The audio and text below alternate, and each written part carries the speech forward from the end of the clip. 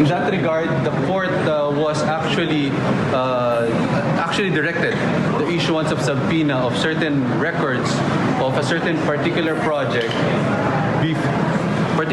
sa doon din sa area, directing the officer or records custodian rather of the Bulacan First DO to testify and bring these documents tomorrow.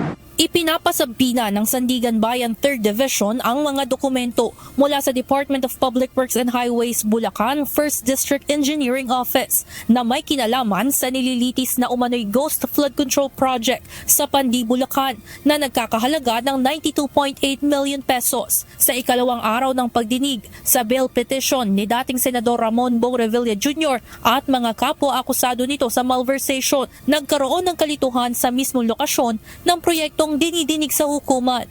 It spurred discussion among the court that ano ba talaga yung pinupunto ng prosecution dito. Ayon kay Associate Justice Ronald Moreno, sa pamamagitan ng subpoena, mabibigyan linaw kung talagang maituturing na ghost o peke ang proyekto kontra baha na pinagbasehan ng isinampang kaso. Binigyan ng korte hanggang bukas, March 8, para maisumite ang mga naturang dokumento. Samantala, para sa kampo ni Revilla, ghost project man o hindi, wala nilang kinalaman ang dating senador sa anumang aligasyong idinidiin dito.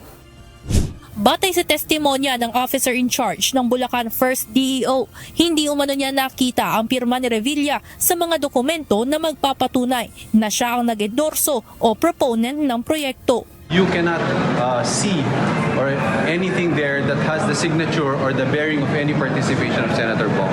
His name, his signature, and even anything there does not actually link him.